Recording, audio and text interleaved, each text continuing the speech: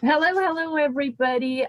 This is Dr. Natalie with three amazing ladies. And as you may notice, today we are not using what we normally use. And that's just because, as usual, whenever you have too much energy in a room, things don't quite work the way they're supposed to. So all of a sudden, our regular streaming software just vanished. I mean, literally vanished. We were all in there earlier, and then we get ready and bam, it's gone. So we make do because that's what happens in life. We just make do. And therefore, you will not get an introduction. You will not get a commercial. You'll just get Ladies Life. Here we are. Yes. All right. So we have here today three ladies that I had the pleasure of meeting, never by accident, but through Stagecoach, which we'll talk about later. But as you know, the one thing that in November I really want to stress is, I hear some feedback somewhere. Let's see. I'm going to mute you and you just for a second. Yep. No, you're not muted yet. Okay. No, mute. See, now I'm playing with other stuff and I can't even deal with it. I'm so used to my regular software. So we have three ladies, and these ladies are performers. They are artists who love to give everything that they have. We've got Anna, I'm going to say Vogt because it's German, okay? And then we've got Ronja, Johanna, Petersen or Petersen, depends on how you want to pronounce that. And we have Anni Veit or Veit, again, depending on how you want to pronounce it. And ladies, I want to let you introduce yourselves just for a second, because I can read your bio, but that doesn't really say anything about anything. So I'm going to ask you all to unmute, and hopefully we won't have any feedback. And then, can I start with Anna just because of the red hair? Tell us a little bit about yourself, if you would. Yeah, I'm Anna. I live in Hamburg for, I think, 6 years now. I came here to do my education in a musical. Before that, I studied pedagogic in Heidelberg. Yeah, and I think, acting, singing, and dancing is the key to be happy, and that's why I followed my heart. But it's now it's very great to combine these two things: the work with the children and also my passion with the theater. So I think that's how I can be explained. Okay, and you said you studied pedagogy, so you were planning to be a teacher anyhow? Yeah, I did my first examination and then I went to Hamburg. Awesome. Well, hi, everybody. I know we've got some people in the audience because I'm checking Facebook. Hello, everybody. As you can see, we're going differently live today. Hi, Baba. Have a blessed day as well. Thank you so much. I'm going to come back with a lot of questions to you, Anna. All right. And then we have Ronja and Anni. Eeny, miny, mo. Who wants to go first? Yes. All right, I'll go first. Hi, I am Anni. I am currently studying musical theater here in Hamburg. That's why I moved here actually, like I think last year, during COVID, during the pandemic, I moved here. So I haven't really experienced the city yet, but it's great. I used to study mechanical engineering and architecture beforehand, to make my parents happy, to fulfill their wishes. But I soon realized that this is definitely not what will make me happy. And then I got to play Spring Awakening in a professional production, and that showed me that I need to be on stage, that I need to give people, I need to give to people, and I need to make them feel. Mm-hmm. And that's also how I somehow got to Stagecoach. I got there through a friend and teacher of mine who is actually managing the school, and she got me in. And I love it. Love it. It's great. It's such a great concept, and it's great to be able to give children what I myself were never able to get. And that's, I think I know from personal experience how important it is to give children the possibility to have this education in performing arts and to express themselves. So yeah, I'm really willing to grow with that and have a lot to learn, but also a lot to give already. Wow. Okay. I can't believe she just said so. So Anna just moved 6 years ago to Hamburg. You're new. You haven't experienced that, and I'm from here. So it's funny that we do this in English, but I'm literally from here.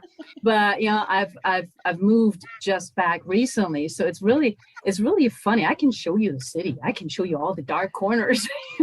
Just yes. Not saying that's a good idea, but I could. Ronja, give us a little tidbit of a taste of who you are and what you do. Well, I'm Ronja, and I think I was 8 when I learned in school something about the stage life. And it was so great for me because my school life wasn't that great because I don't like this right and wrong thing there. And I wasn't a great student in there. And then there was somebody who did theater with us. And that was my moment that I thought, okay, I'm not wrong here. I may be wrong in math or something like that, but not on stage. And I was really thankful that I got that experience there, because there I really felt, okay, that's where you're gonna go to. And then I had a lot of things where I could experience myself in with acting. And then I finished my school, and then I did my education as an actress. And I was really happy the first year. And then there was again something like, oh wow, it's again this right and wrong thing, and I really don't want to be wrong. And then something happened in me that I thought, okay, maybe in acting there is much more power than just becoming an actress. Maybe your way is this, to find out how you can use acting for young people and children, and I think everybody, to give them a feeling that life is not about right and wrong, and I want to give people a stage to grow, because I think it's so important for us. Yes, and then I finished my education, and I think life took me really fast into education into teaching acting. And then my heart was like, wow, that's really what I'm here for, I think. Wow. Okay. So find my place. Right. So it really means all of you are teachers somewhere, right? Somehow you all realize that part of what you want to do is pass on this gift, right? I'm going to reveal something to the audience that Anna and Ronja told me before we actually went live. Because once we realized that our regular thing didn't work, StreamYard is what we use, but for some reason, I don't know if it's down or something. These two ladies were actually saying, oh, we're so happy we're not going live. Of course, you can see we're live. And I find that fascinating. So I'm not trying to make them blush, but it's one of those things. And I think it was Annie who said, when we go on stage, we're not ourselves. And I think that is really, really an important statement. I know many in the audience, when you have to give presentations, it's like, what role do I pick? So what's the difference to you three ladies? You can go in any order, between having to present something as yourself, taking on a role, or being a teacher. How does that work? What's the difference in the pressure that you feel? Just jump in. It's quite funny because when I was teaching in my studio, I already said, teaching is already kind of a little theater, because I'm already playing a role, just being a little bit more myself, but always being there, having the concept, having the show for the kids. And that's actually how I said, oh, that's great. My theater experience helps me a lot with this job. But it's already, like, I think, like Anni said, it's already you. It's not that you're another person. I had often some things in my teaching that I played a role, that I got in and played a role for them, and I costumed myself, and that was so much more easier for me than being myself and telling, hey, here I am, and here are you. So yeah, that's a little bit more me. I have to give a little bit more of my inner, also it's more naked maybe. Yeah, vulnerable, naked. Yeah, absolutely. Yeah, it's so funny. I'll let you ladies jump in a second, but I'm actually a teacher by profession. So I'm a teacher by profession, and I used to teach history for a long time.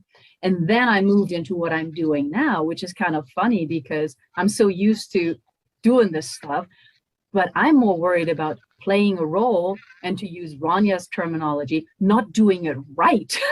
It's like, am I doing this role right? I don't know. But what do you think, Anni or Ronja? What's the difference? Why does there seem to be more pressure when you're yourself? I think for me, it was really this, when I was in school, for example, and I had to do a referat.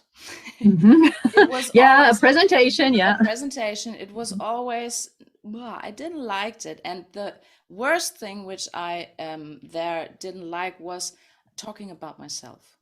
Because it was like, why? And I was getting like, oh, I don't want to talk about me.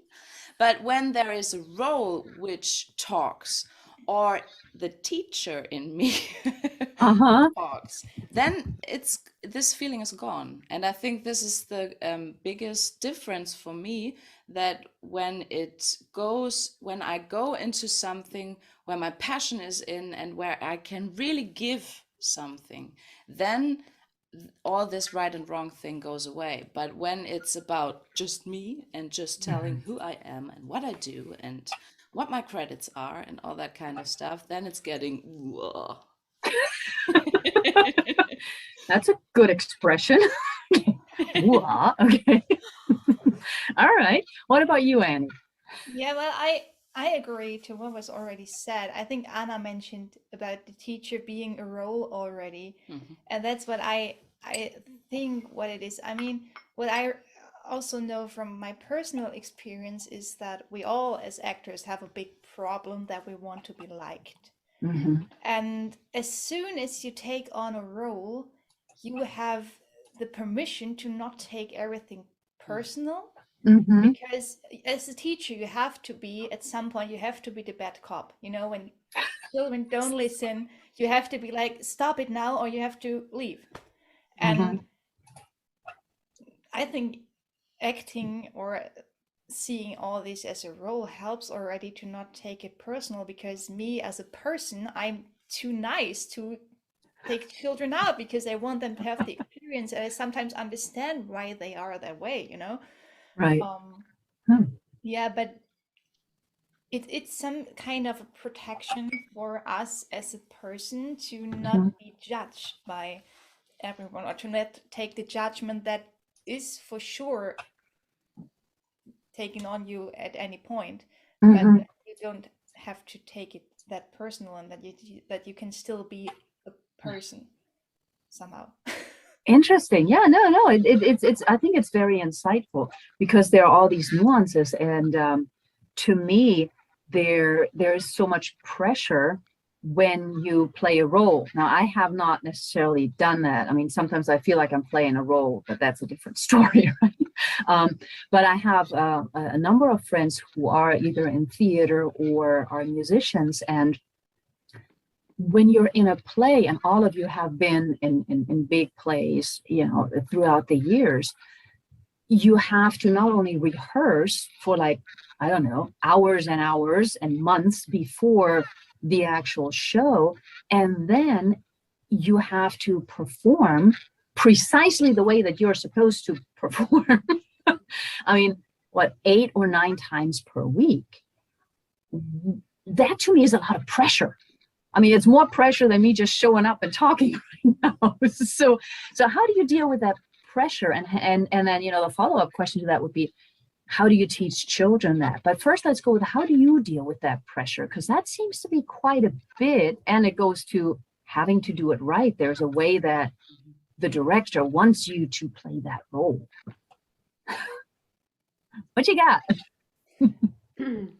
I think that's quite hard in the beginning, even if you're at the point that you get it, what do directors want.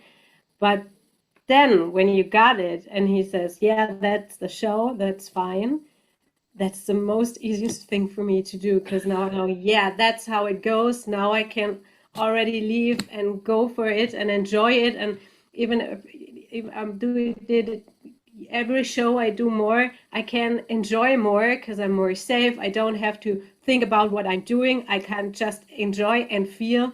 And this moment is what I love. Mm-hmm. Let me follow up because it makes sense that once you got it, you know, it's just you stay in that. And I've heard a lot of actors said to stay, and I think parents said it last week as well, you know, you're sort of always in that role at that point. But now you, Anna, if I'm not mistaken, you've played a variety of roles. So I think it's kind of hard to stereotype you.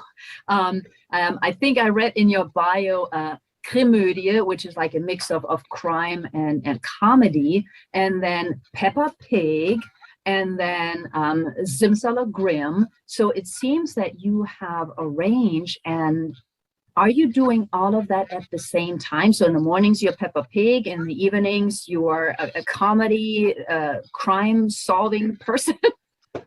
And now, at the moment I have 3 shows, and they are quite a parallel.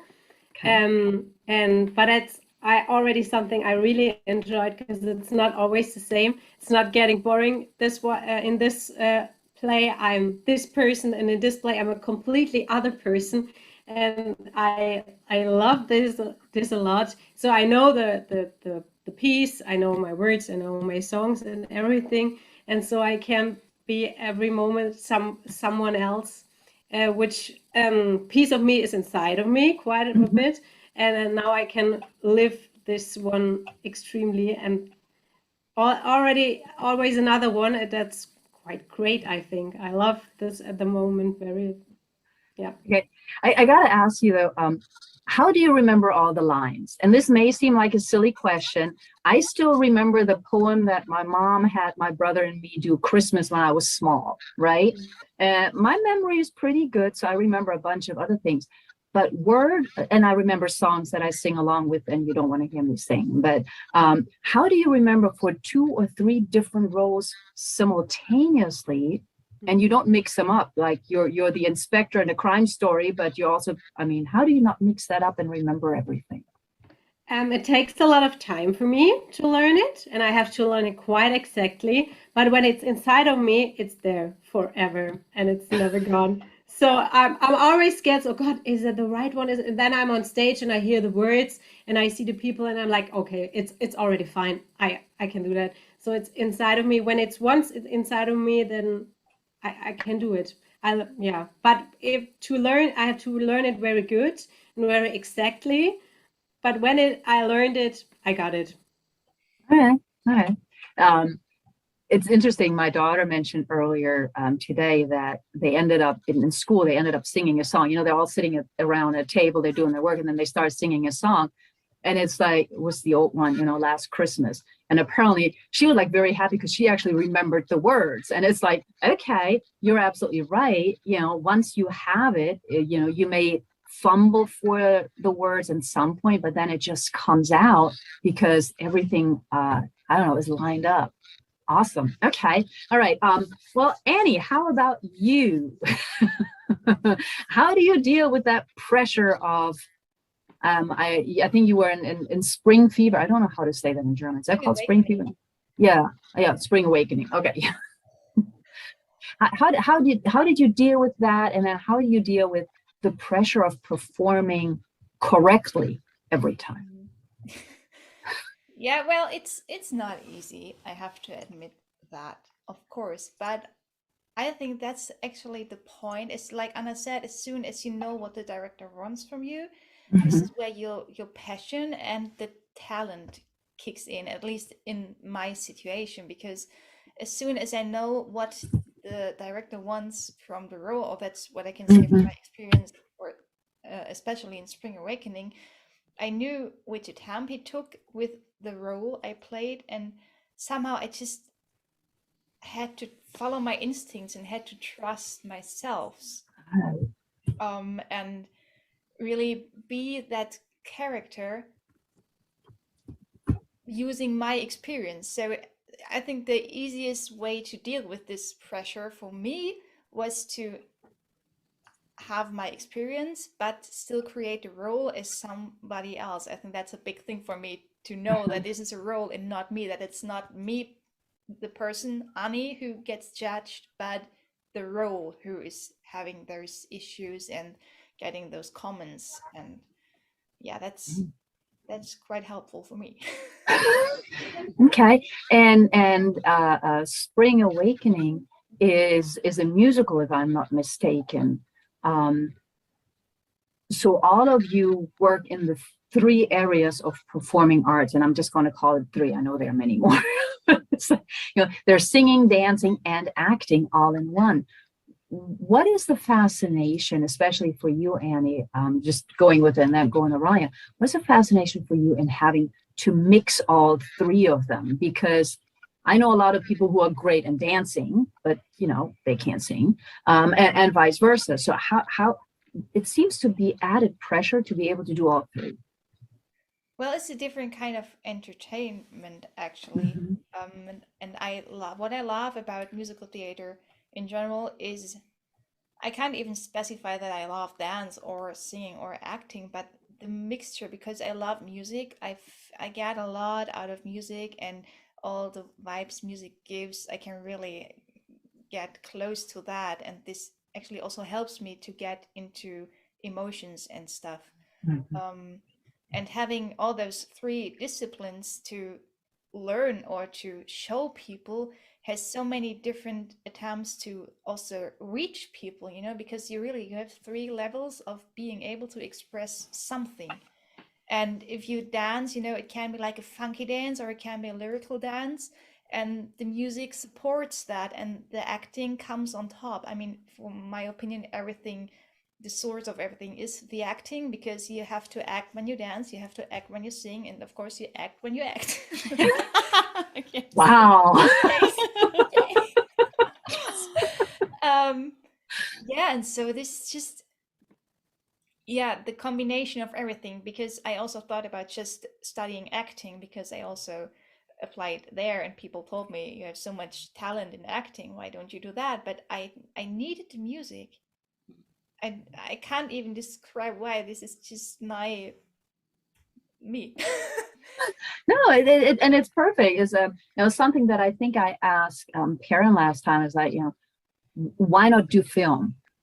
Right. And of course, I know film is very different, because, or even TV, because you can do a scene like 20 times and there really is no opposite of you. So it's very different from the craft of being on stage live and having all that interaction. But I like that you like to act. That's nice. Okay, Ronja. Now, you started, of course, out by saying that you also love the teaching part, and I have a quote from you. You had sent me also a little video that we just can't play right now, but I think the quote says, "Acting can do so much more in a protected space, discovering my potential, my creativity, my role in life, and unfolding it in a playful way." So that's a whole lot right there. Um, and I want everybody to think about that while Ronja first answers the pressure question. Okay. So how do you deal with the pressure? And then we'll figure out the protected space and all of that. Yes, the pressure. I think the first time I went on stage and I felt this pressure, I was really afraid of it. And then I had a colleague who said, see it like a little dog and say to him, sit and wait till I come back.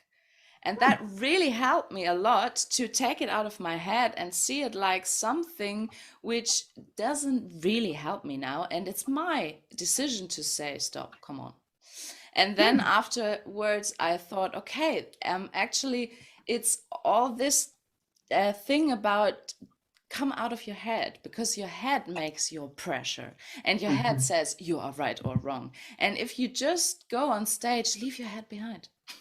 And that's also what I really love to teach the children, to say there are some places in life where you really can step out of your head, because it's really nice to do this for some time. And then this pressure becomes an energy. And you can use it like a wave where you can surf on it. And then it's getting great, I think. And then you can really let go. And then for me, also this thing like, am I doing it right? Is the director okay with that? It's getting not so important anymore, because it's the wave. I'm surfing the wave. And it's, for me, it's lumpen fever. Yes. And then it's useful, I think. Okay. So lumpen fever. That's of course one of the like important words. It's like the butterfly situation before you get on stage. And since you mentioned that, I'm going to come back to the quote. But since you mentioned that, I'm a big believer that when you have butterflies, or when you are a little nervous before every show, regardless of how often you've done it, that's a good thing. And you know, that's what I try to tell my daughter and, you know, myself when I have to go up and speak to hundreds of thousands of people. It's like, okay, no, it's actually good that you're a little nervous, because it means you care. Yes. Do you see that as well? Or do you think at some point it's like there are no butterflies? No, it should be there, because otherwise I think it's getting dead what you do. And it's just getting like a machine or a robot or stuff like that, if you don't have this butterflies or lumpen fever or whatever you call it. Yeah. Okay. And I think it's also important, the trust, because when the trust comes and is this, let's call it butterflies, and the butterflies turn into some beasts because there is no trust, who helps to see the butterflies and say, okay, let's fly. Yeah. But when the trust isn't there, then, and the head is big and loud, then I think the butterflies are not longer butterflies than, I don't know, little beasts. Okay, now I'm thinking horror movie. Okay, I got to get out of that one. But I'll deal with it. It's okay. It's okay. Thank you for that image. In the quote that I just read from you, Ronja, and this is again a question for everybody, there's the mention of protected space. I'm guessing you mean the protected space when you guys are teaching the kids and adults. On the other hand, there is the casting, and where you can do your best, but you're clearly being judged, right? I mean, you're clearly being judged, and sometimes it may just be the hair that is not the right color, or you're not tall enough. But the protected space when you teach young minds or older minds versus having to deal with almost constant rejection. How do you combine that? Because I think all of you help, you know, in the early and the main stages with Stagecoach, for example, where some of them are trying to get cast for bigger roles. So how do you deal with that in your own lives and for the kids? Take it away. Well, I think it's really important to make clear that it's like you said, you know, it's not in your hands, and it has probably nothing to do with your talent, but it's just you are too tall because they casted an ensemble that is smaller, or you are too small, whatever. I think it's really important to also make it clear for the kids that it's not about them and their personalities, but it's a role that maybe doesn't match their look. Who knows? And this doesn't mean that their look is wrong, but it's just not, you're not just a puzzle piece for the production that the directors or people are looking for. You know, you always have to think about that there are people who have an idea, in their minds, and they have a clear picture of what they want. And you go there, you get invited because you have the talent, you have all the abilities they need, but then they see you and they see somebody else and they think, all right, this one matches us better. And I think what is also what we all realized during COVID is that there are many people out there who are all talented, who all have many abilities, and that it's really the most important thing is that you are yourself, because people want to work with you and want to see if you as a person are the matching puzzle piece, and if you fit in the whole ensemble, if you fit in the production. And if you don't fit, it's really just you. I mean, of course, you take it personally at the first place, but it's really also for us as teachers and in dealing with children, it's so important that we tell them that they are worth more than the role in the show. You know, even if you just get casted for the ensemble, it has nothing to do with how much they are worth as a person. And that's, I think, also something that is at Stagecoach, or that we try to really encourage there, that the kids are important as persons and also in life, and not just the role that they get or not get. And I think it's really important for every young human being to learn that, because I think it's not all, well, in acting or musical theater, it is the most you have to deal with. But also in other situations in life, we have this theme about am I right or wrong, and am I enough, and all that kind of stuff. And my really coming from my heart, my passion is to give these young people this protected space where they can find this inner thing in them, which is just there because it's you and not you. And this is great, and this needs the time to shine. And if it's not the role, like Anni said, then it's okay. But it doesn't get here to your core or your heart or how you tell it. It's about something else. But you have to find this and really believe in that, and let this grow, and then become whatever you want to become. And not like sometimes in school you have the feeling of I have to learn this, and I have to learn that, and I have to learn this, and then maybe I'm okay. And I think it's nice to look the other way around. What are you without putting anything on top? Just look and find what is your potential. And I think when you learn this, or you have a lived experience with that, then the casting situations are different for you. What do you think, Anna? Yeah, I think, and it's already important, I think the more fine you are with yourself, and the more happy you are about you, and the more confident you are about yourself and about the things that you do, the more you can deal with this pressure that comes, not only in auditions, already in life, as Ronja already said. So I think it's important to give them a feeling of being happy with themselves and feeling good, and giving them a good feeling about themselves and their confidence, and that's what it's about. Not giving them you are wrong, so you are good, and feel that for you. And even if you fail, it's fine, because you're good, and you have the inner sparkle, the inner strange. And I think that's already what Stagecoach is about, to give them a good feeling about themselves. So we've mentioned Stagecoach a number of times, and again, that's of course where we met, and that's a performing arts school for younger kids. There are plenty in Europe, and of course across the globe. Also in Hamburg, which is filled with lots of musicals, theater, performing arts. You have them for teenagers and adults and all of that. Is there a right way? I got to jump down the right and wrong all the time, because I don't believe in right and wrong. Yeah, I love that. Is there a right way to learn acting? Because there are many different schools, right?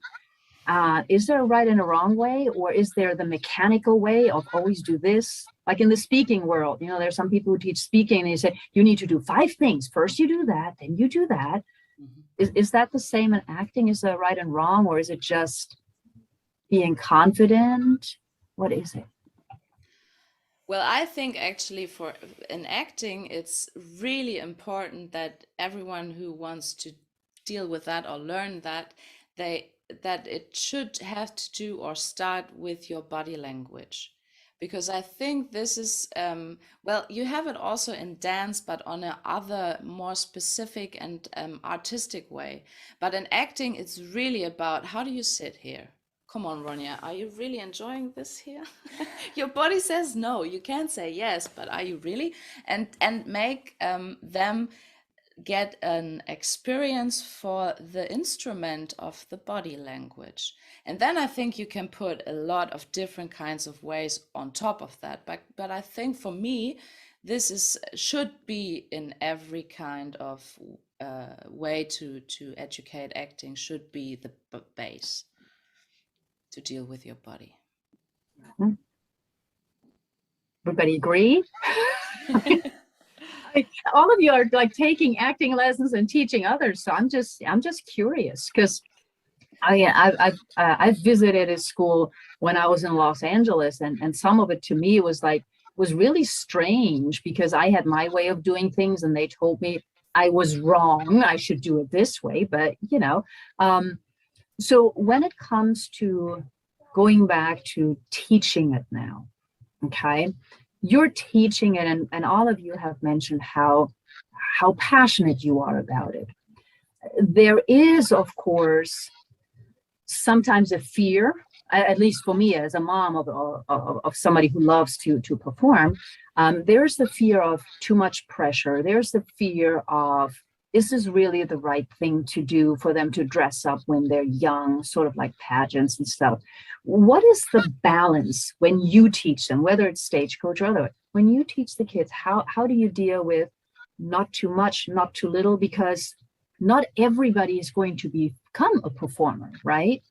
How do you approach that? Anybody, go. You're so kind to each other. You're always waiting. No, I think it just requires a lot of flexibility and a lot of empathy. I mean, there are kids who need the guidance, who need that you tell them, now you're sad, now you cry. Like, I mean, we don't do that, but some kids need that. But there are also kids who you really just need to give the trust that they can, or that they are allowed to, when we're talking about acting now, that they are allowed to express their feelings. That was something that I had to learn, for example. I was really, as a teenager, I wasn't really attached to all my emotions, but due to acting class, I actually got back there, and this was such a relieving feeling. And I think we are lucky to have kids there who are so young, because we can really give them the base and allow them to feel. And if they are not comfortable to feel within themselves as a person, we give them the guidance to feel as a role, but still it's always some experience that you take from yourself in a personal way, so they somehow have a wall for their emotions without even knowing. And I think getting the right attempt there is just really being empathic about, like, knowing what, or feeling the kids and feeling what kids need. There are different kids and everybody is different, and I think celebrating the individuality of every kid is one of the most important things. That is actually also one of the big themes at Stagecoach. You know, we don't want to create like 30 million film stars in the school, but we want children to have creative courage for life.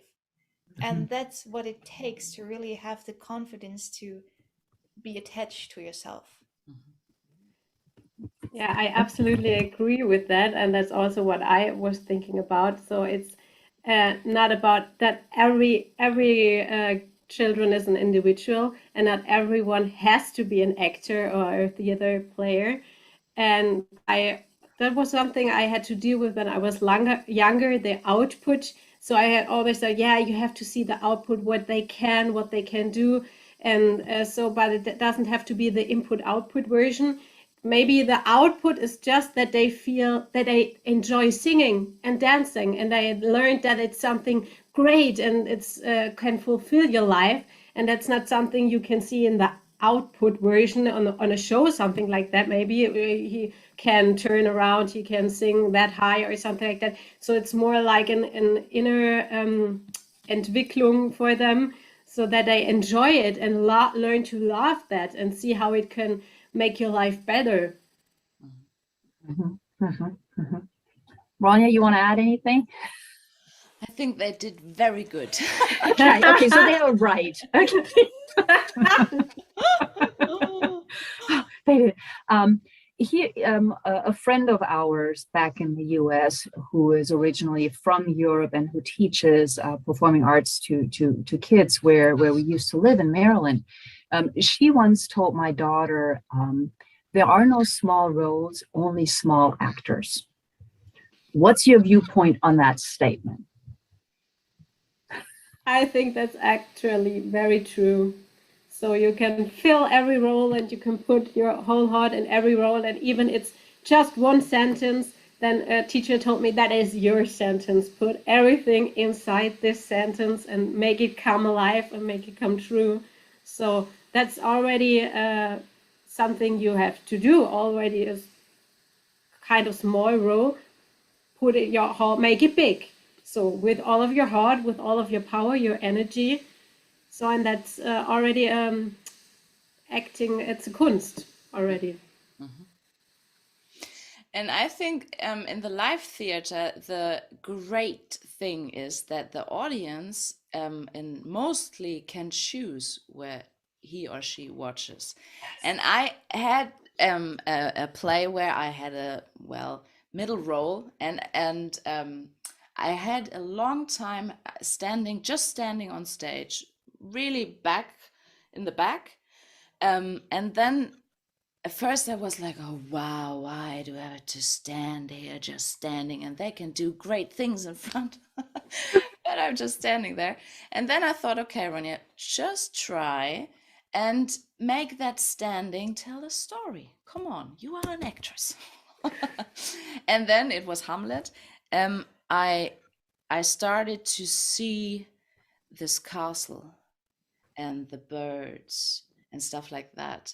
And it was great time for me then, standing just there, but having this feeling coming, and the imagination really become bigger and bigger. And then there was somebody in the audience who come after the show and said, Ronja, I couldn't stop watching you. What were you doing there? That looked so great. And I didn't understand what they were talking, but you were just standing there, and I was like, wow. And that was the experience I had, where I thought, okay, that's really true. There are no small roles. And even if you just stand in the back of the stage, doing nothing, if you are a good actress, you can do everything.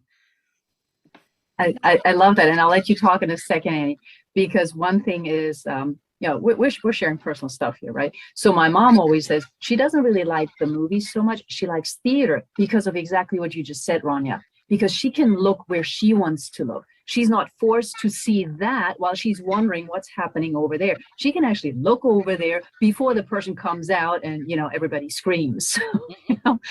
It's a huge difference. Yeah. But Annie, go ahead. You were going to add. Yeah, that's actually an addition to what was already said. I mean, and every production consists of an ensemble, and every role is created to support the group, to support the whole show and the whole experience. And so even the smallest role, if you are just standing in the back, it tells the story as well. And it's as important as the main characters talking, because it's part of this show. And I think when we talked beforehand, Ronja already told me about why she wanted to go into theater, and she told me about the group experience she had, that it was like a family, the whole cast. And that's actually what I also agree is so fascinating about this live theater experience, that you really have a group of people who somehow become some kind of a family in most times. And this is so beautiful to see. And I've been shooting some movies as well as a statist. I don't know the English word for that. What kind of movies? Are they like thrillers where you get stabbed, or do you have to scream? No, it was a historical movie that time. But in that moment, I was standing there. I knew film is not what I want to do, because, like you said also in your introduction, in films you can shoot the same scene 20 times, but you do not get feedback. And what I love in the live theater is you get the instant feedback. You get the audience laughing. You get I don't know, you see people crying, you see what you do to people, and you have this whole block of a whole show that you can tell, and not just those sequences of 30 seconds that will then be put together in the end. And that's really fascinating for me in theater as well. And there are no the small roles are as important as the lead characters are. So I totally agree. That's a great statement. I've never heard that before, but it's great. Well, it helped us a lot, because there sometimes is the pressure of, what kind of role do you have? But it relates to the way that I see life, where I say, there are no small roles. I need the janitor just as much as the fisherman, just as much as, I don't know, some kind of important person who's got all the money in the world, right? Doesn't make a difference. I need everybody for everything to function. So that's interesting. So you also did film and you don't want to do it. That doesn't mean that she's not going to accept offers if she gets them. Okay. You can still reach out to her. Just saying.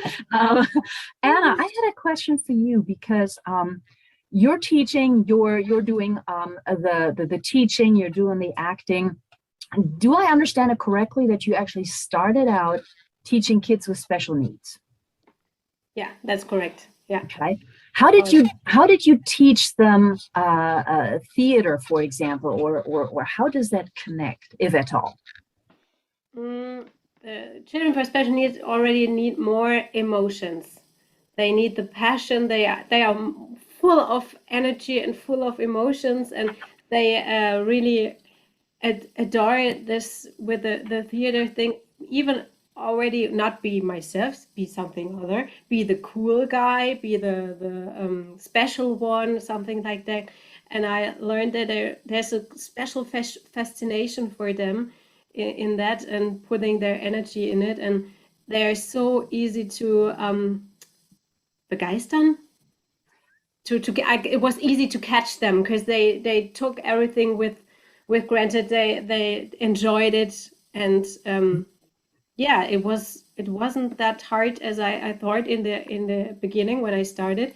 Even dancing, they felt their body, they enjoyed their body, and it's maybe something they haven't ever done before. I haven't told, because you have an disabled child, and yeah, you can't dance because of that maybe, but they can in their way, and that's something I really loved, and that really touched me. That really touched me. Yeah, to me, it's like what you all have been talking about. Give them an outlet, let them play something else, and forget what's going on in their lives. It almost seems to me, in some degree, it might be that acting or performing arts can actually, I'm going to get really hate mail for this, but almost like therapy. Right?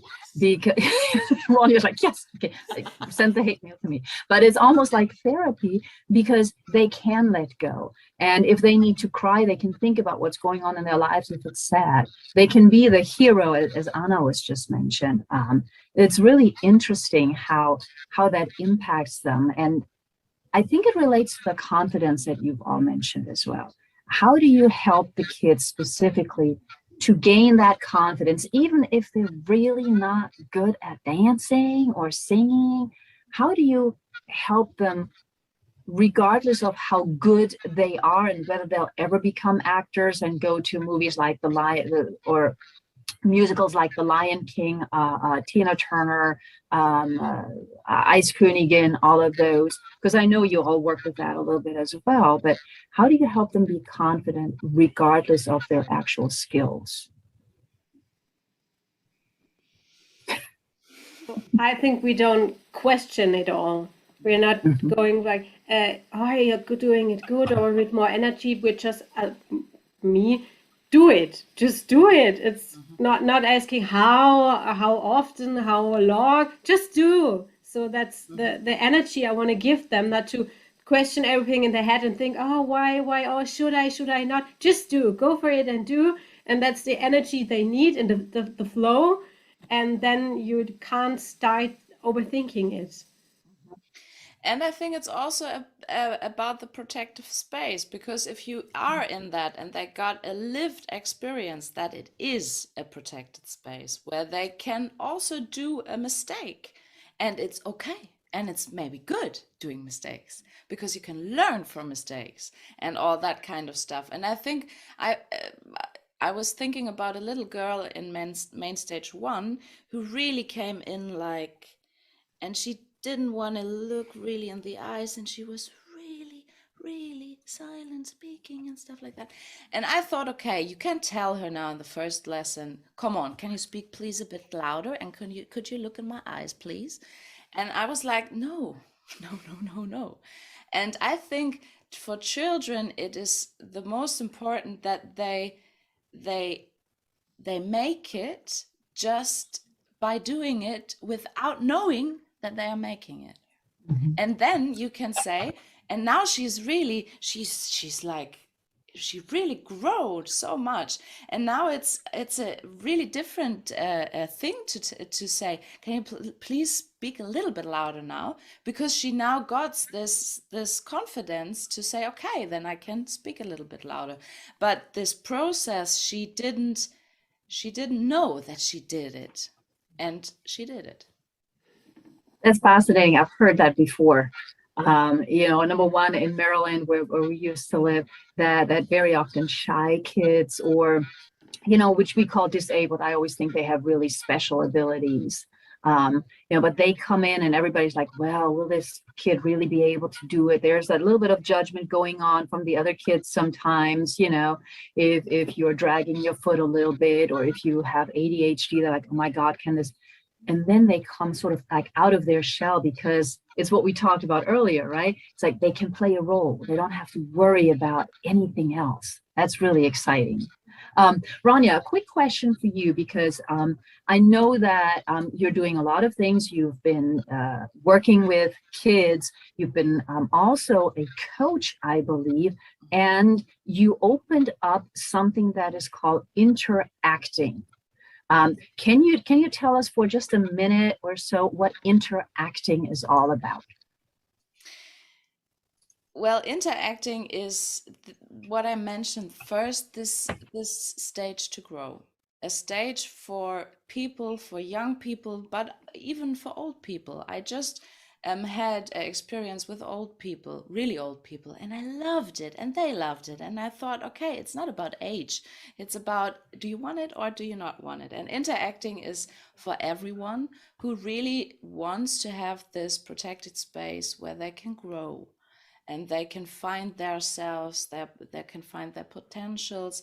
And I started doing a masterclass, which is really relating to castings and auditions and stuff like that, where I do role work with them, but I also always want to give this feeling for them. Like I've said before, you really, if you go in this business, please let us find your inner core. I think you say core for Kern. And let's find it here. I give you the space, I give you the stage to find it, and then learn to protect that. And then you can go out and do whatever you want. Yes, this is, I think, in 1 minute about interacting. And it's about my passion, really, the power of acting, and use it for several things in life, becoming a human being. Yeah, I can relate to that. Finding that inner core, or that inner passion, that inner purpose, that's what I work on, that I don't use acting, because that wouldn't be a good match. But all of you are teaching, you're all performers.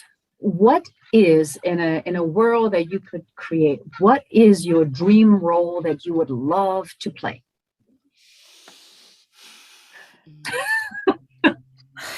As far as roles exist right now, because I can't say what exists in a month.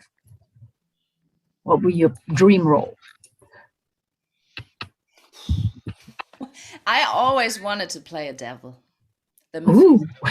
I don't know why, actually, and it's a bit long time ago where I thought about that, but that was the first thing I came now, like a role, playing a dark role, and yeah, I don't know. Yeah, but I agree with Ronja. That's maybe the thing that makes the most fun, playing the antagonist, not being yourself, being the total difference, being the evil one.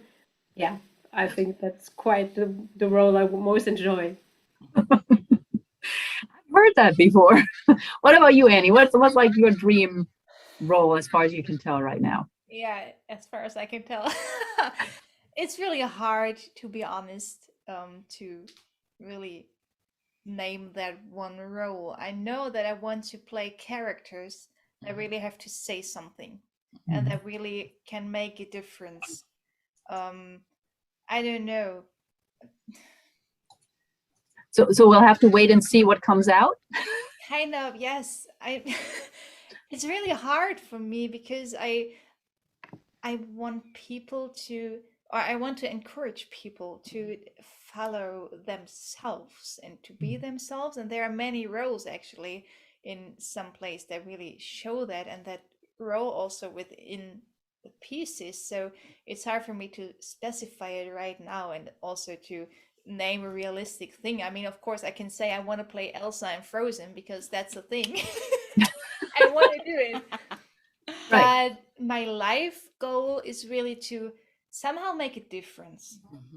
I mean, maybe that's like way too high to tell now, but I want to make a difference and I want to move people and I want to make people think about what they've seen and actually also make them think about their life.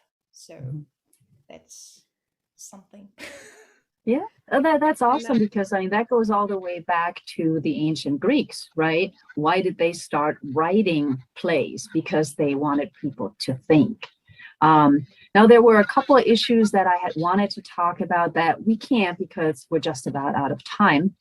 But that's because we had really, really good topics. One of the topics that I wanted to touch on was, of course, life as an artist during COVID, which in my opinion was extremely hard because there's really no insurance or anything like that.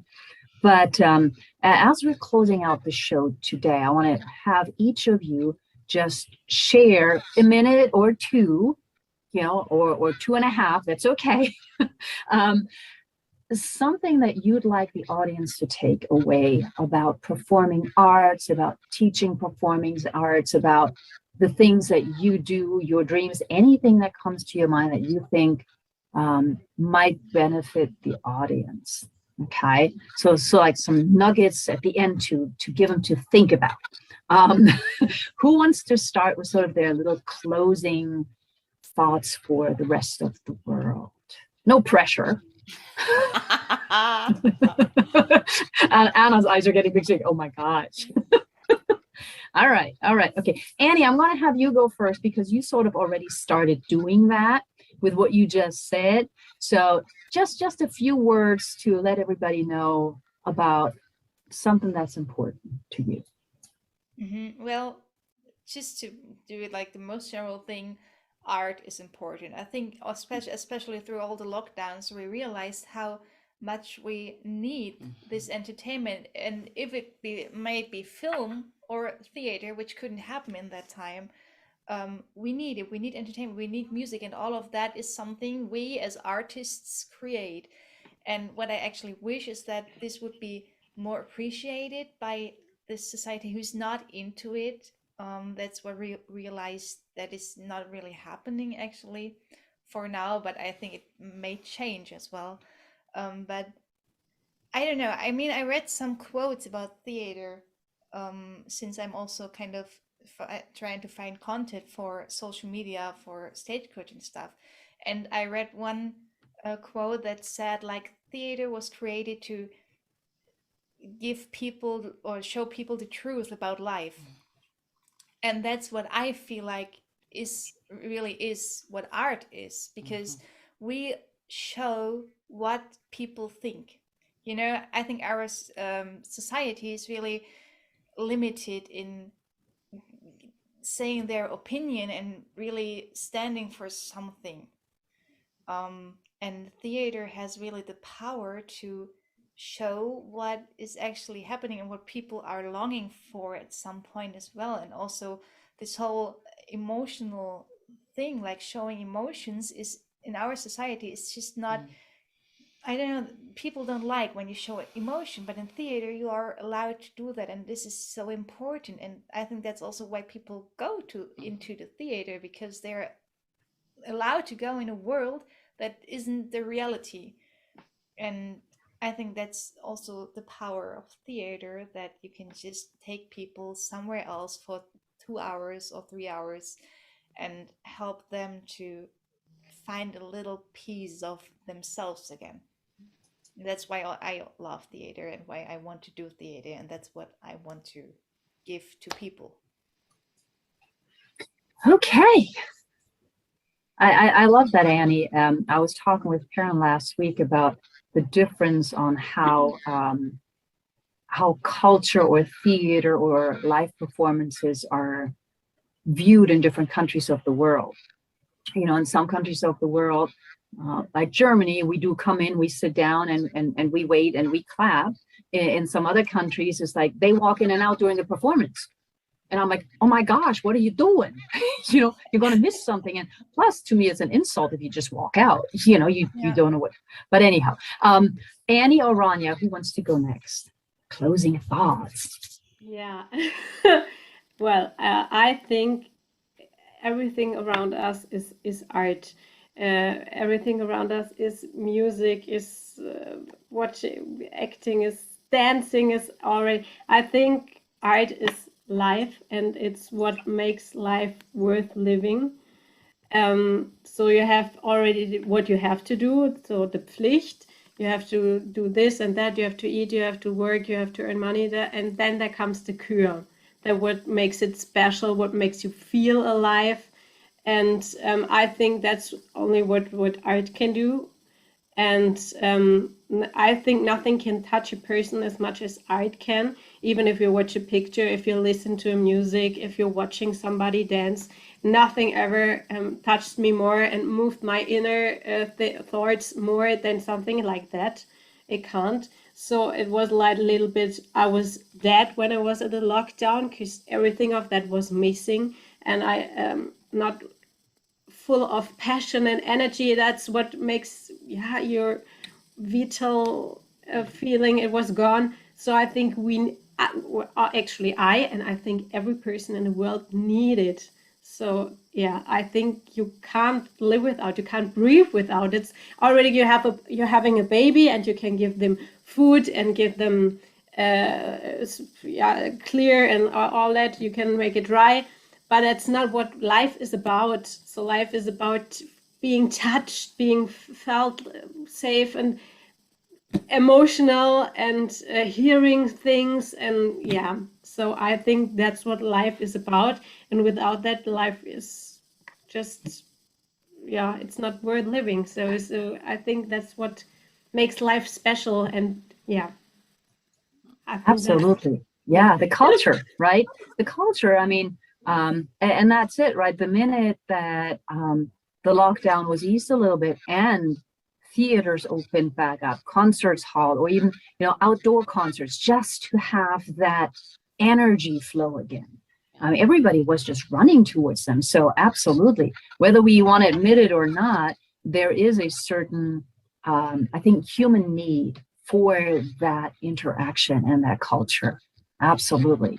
All right, Ronja, you're next. Let's go. Okay, let's go. I think I want to mention the creativity, because I think this is also, for me, a really important thing about doing arts and teaching arts, because the creativity is the base to empathy.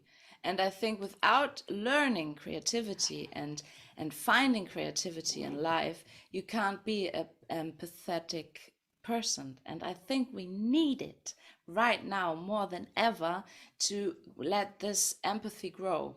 And I think arts, or the power of acting, or everything we were talking about, helps a lot to go into this creativity, because there is no right or wrong, and there is so much of what we all talked about that can help you to become and find your own way to express yourself, and letting yourself be something. And I think everyone,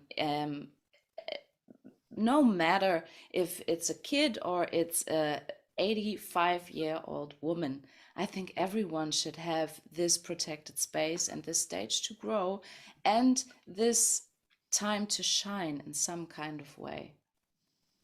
Yes. Okay. Thank you, ladies. Thank you for overcoming the pressures of live streaming global TV. Just mentioning global as well. Really nice. I want to point out to everybody in the audience, and want to thank you all for being here. Really appreciate it. Thank you for the comments. Please remember how important art is, whatever art you like, whether it's hard rock music or classical, whether it's theater or short films, whatever it is, and that there are people behind that art. And those people behind the art spend a lot of time, creativity, and energy to create it and bring it to you. And of course, as we all know, during COVID, there's often a lockdown, and in some places of the world, we're looking again at a possible lockdown. So keep thinking about the people who give their lives, in a sense, to make our lives happier. And in addition, you know, if you have kids, and this is like me talking as a mom, if you have kids, your kids don't have to be performers. I'm not saying that. But being in a class of performing arts helps them gain confidence, and these ladies are great at it. They know how to project their voices. So in any job at any point in time, they'll have to actually give a presentation, and you don't want them in there with shaking hands and shaking knees. So ladies, thank you so much. I appreciate you being here. I'm going to say bye to everybody on Facebook and social media. I'll see you next week.